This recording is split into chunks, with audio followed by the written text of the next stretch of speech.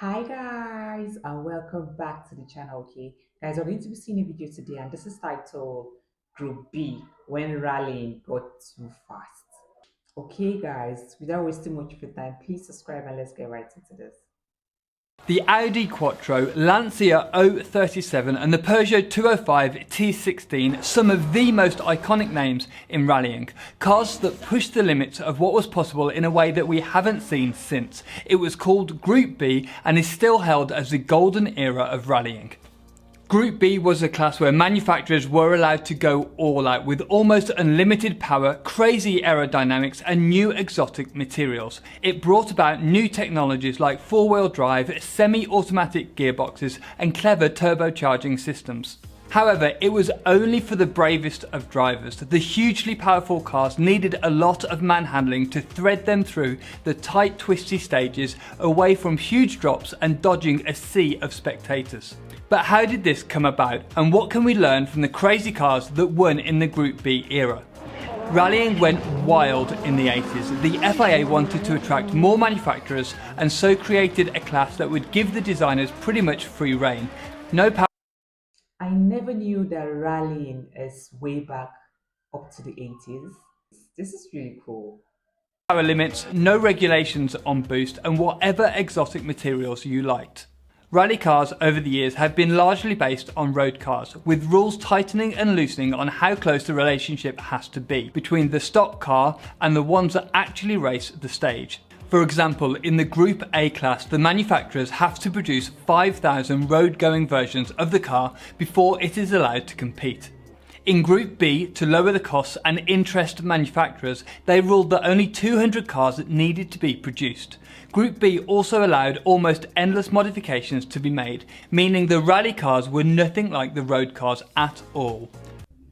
My thoughts exactly. I never knew there were rally cars way back then. I thought maybe they're just like normal cars, okay? And I feel normal cars cannot do what rally cars can do. This approach really worked, attracting many manufacturers to Group B, names like Lancia, Porsche, Peugeot, Audi, Toyota, Ford, as well as so many more. Lancia took the Drivers' Championship in the first year of Group B with the 037. It was the last rear-wheel drive car to win in the WRC. It was incredibly light, using fiberglass and Kevlar for the body, and was powered by a mid-mounted 250 horsepower engine. It has much larger wings than many cars of the time. How about the people that are standing too close to the rally, to the road? I mean, they are standing too close and I feel that's risky, okay? Is that how it's done, guys? With a huge rear spoiler to stabilise the car at high speeds. It was supercharged to avoid turbo lag and it was incredibly quick on the tarmac stages. However, it wasn't quite as quick on loose surfaces. So in stepped Audi with the Quattro, one of the most innovative rally cars of all time, a true game changer. It had an inline 5 engine with a very clever turbocharging system that produced over 450 brake horsepower. It had a small valve that kept the turbo spooled even when off throttle, meaning there was very little turbo lag, making the car quick out of the tight turns.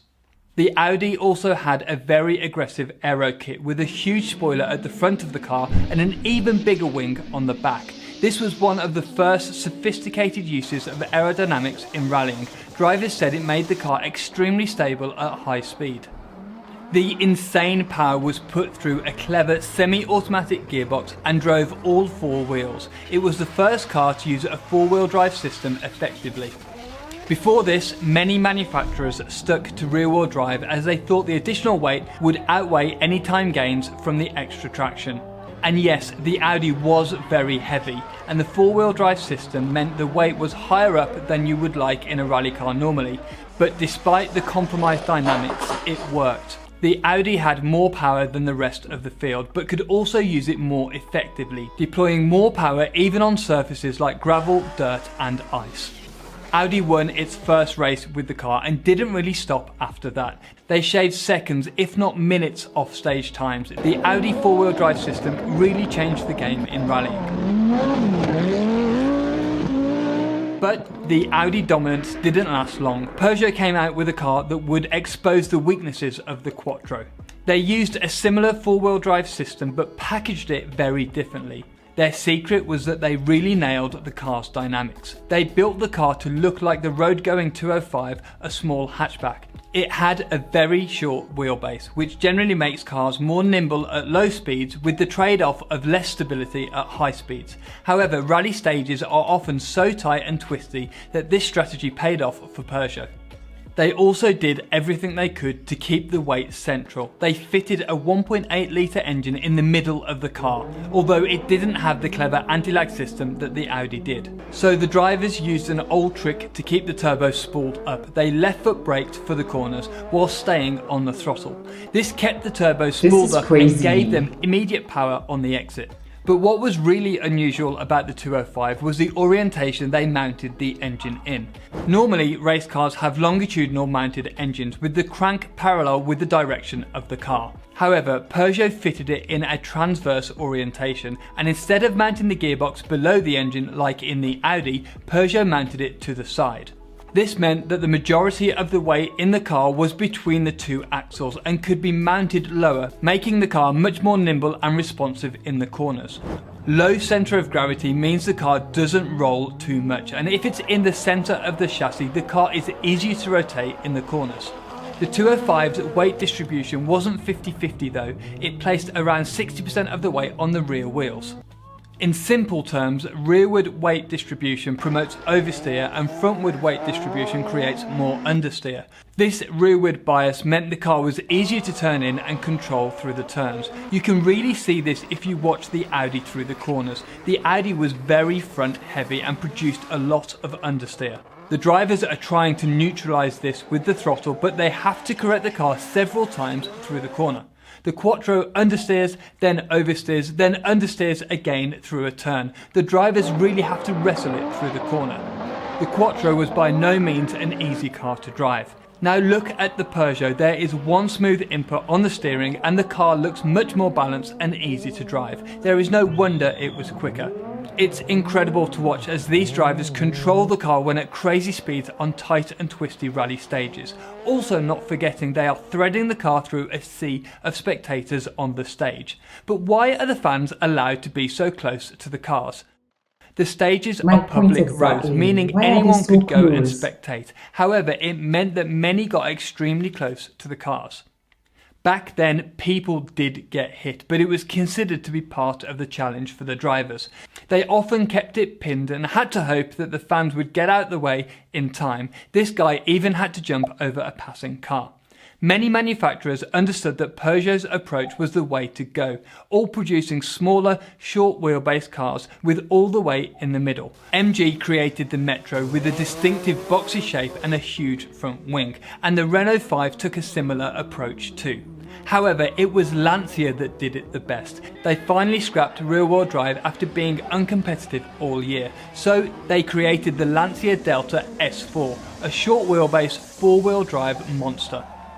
Firstly, they developed an engine with a genius twin charging system. They fitted a supercharger to avoid the lag of a turbo, a bit like the Lancia 037. However, this created less power at high revs. As a supercharger is directly driven by the engine, it can provide boost at low revs, but saps more and more power as the revs climb.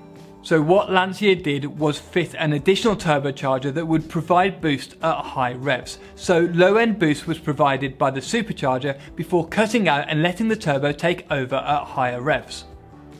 This meant the Delta S4 was amazingly powerful and had the grip to put it down onto the stage. It took many wins before eventually bringing the Group B era to a close. This era of rallying was amazing to watch. Incredibly fast cars and amazing drivers all pushing to the limits of what's possible.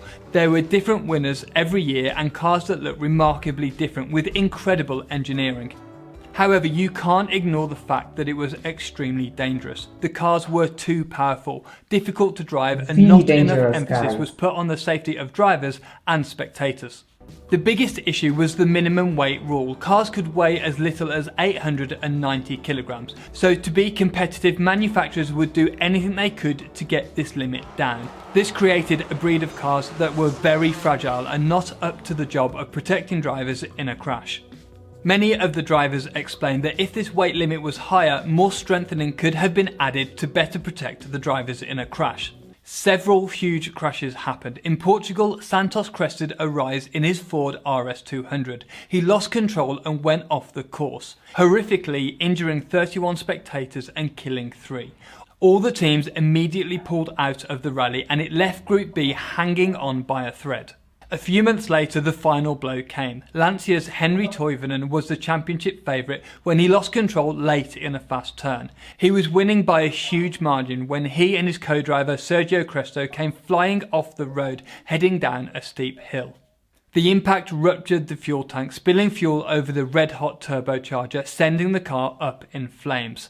After the incident, it was barely recognisable as a car and both Henry and Sergio were killed in the crash.